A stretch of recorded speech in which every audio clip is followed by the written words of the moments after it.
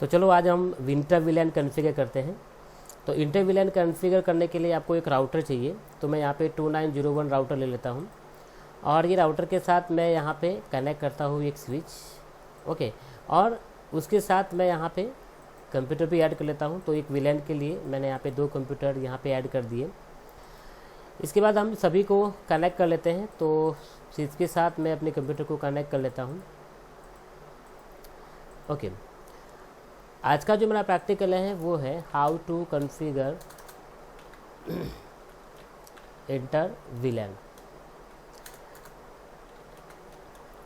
Okay. Inter VLAN का मतलब क्या होता है? तो इंटर वीलैन एक्चुअली क्या करता है कि डिफरेंट वीलैन वाले कंप्यूटर को कनेक्ट करता है, ओके। तो कैसे होगा? तो जैसे कि मैं यहाँ पे एक हाईलाइट कर लेता हूँ 2 अलग अलग वीलैन को।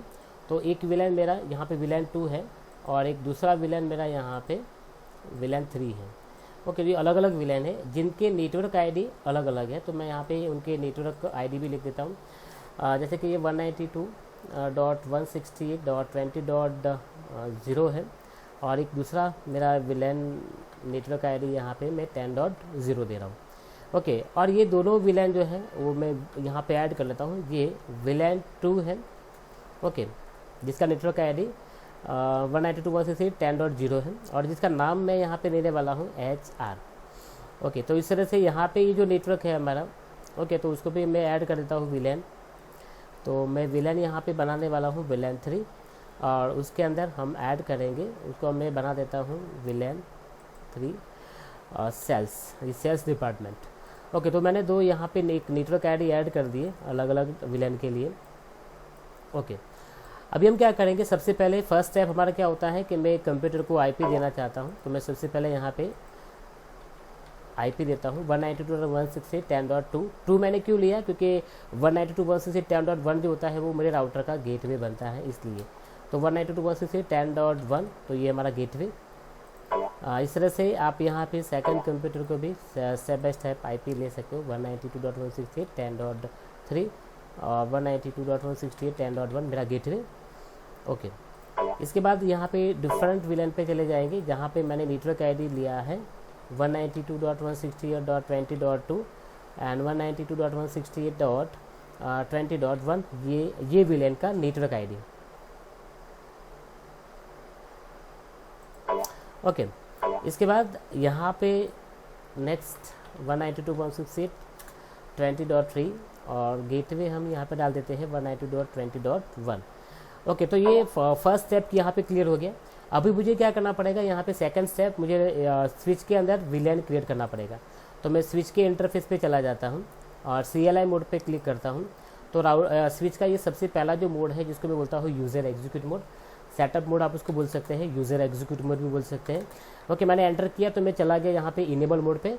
तो इनेबल मोड को आइडेंटिफाई करना है तो स्विच और ग्रेटर दैन, यहाँ पे मैं इनेबल टाइप करता हूँ तो मैं चला जाता हूँ स्विच के प्रिविलेज मोड पे।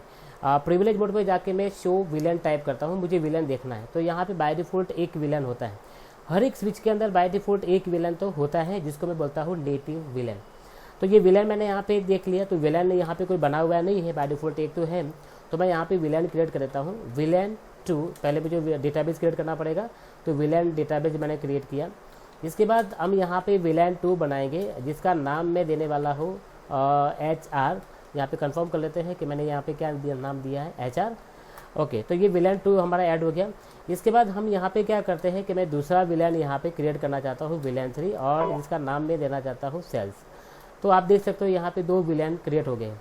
तो वीलैन देखने के लिए कमांड है शो वीलैन। तो इससे आपको पता चलता है कि आपने 2 वीलैन क्रिएट कर दिए हैं। अभी दोनों वीलैन अभी एक्टिव है बट अभी इसके अंदर कोई इंटरफेस ऐड किया नहीं है। तो अभी मुझे इंटरफेस ऐड करना पड़ेगा, ओके। तो इंटरफेस ऐड करने के लिए सबसे पहले आपको इंटरफेस देखना पड़ेगा, जो इंटरफेस आपके स्विच के साथ कनेक्टेड है। सपोज कि वीलैन 2 है, इसका इंटरफेस कौन सा इंटरफेस हमारे स्विच के साथ कनेक्टेड है? तो वो है फास्ट इथरनेट 0/2 और दूसरा है फास्ट इथरनेट 3।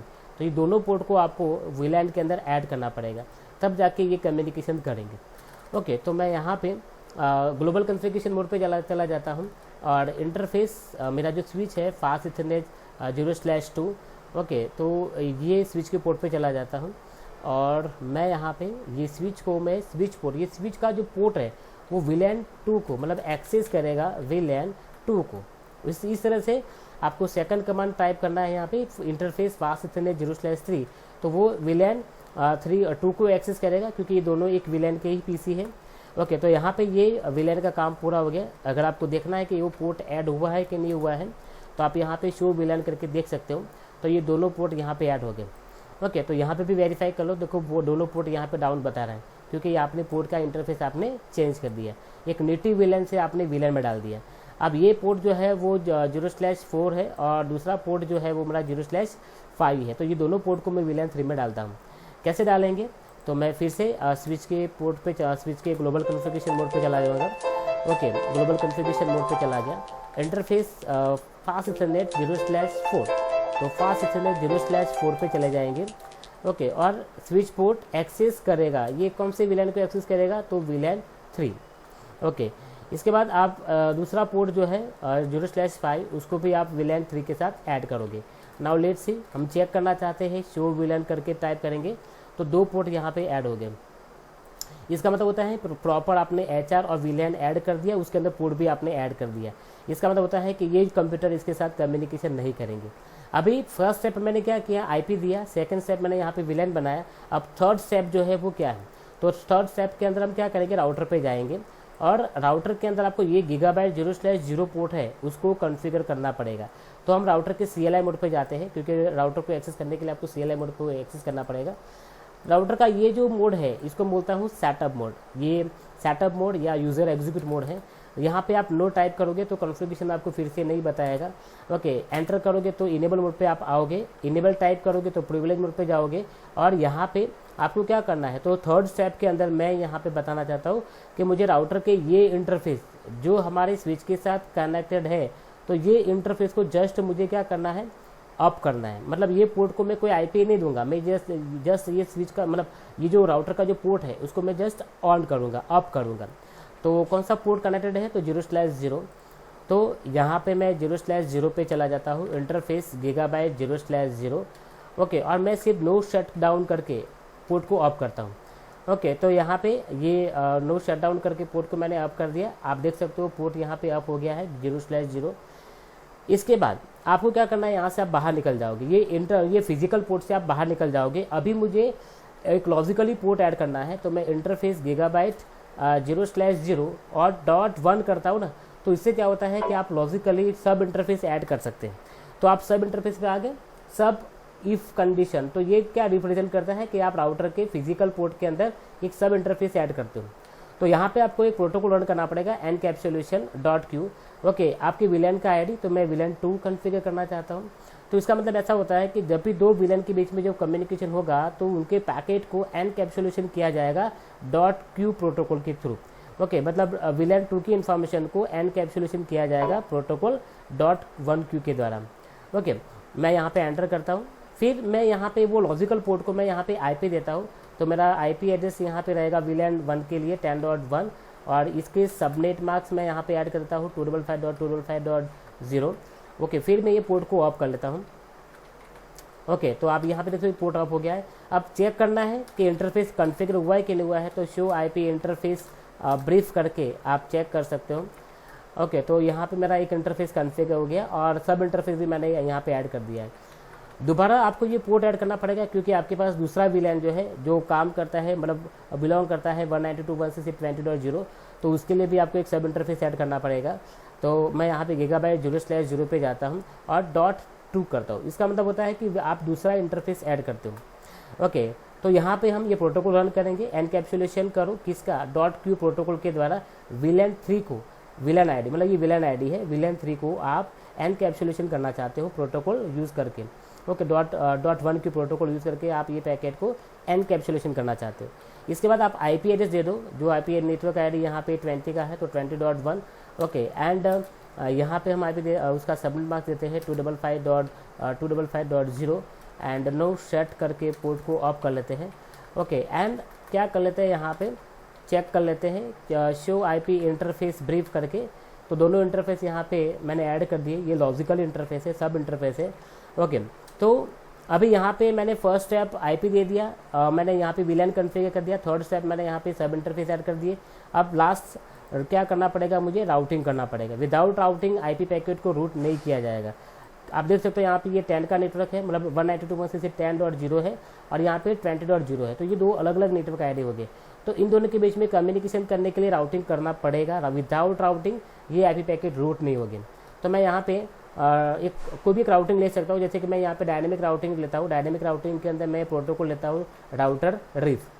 नेटवर्क ऐड करते हैं। इसमें क्या होता है कि जो डायरेक्टली कनेक्टेड नेटवर्क है उसको हम ऐड करते हैं। तो 10.0 मैंने ऐड कर दिया, 192.168.10 और एक दूसरा नेटवर्क आईडी मेरा है तो वो है 192.168.20.0।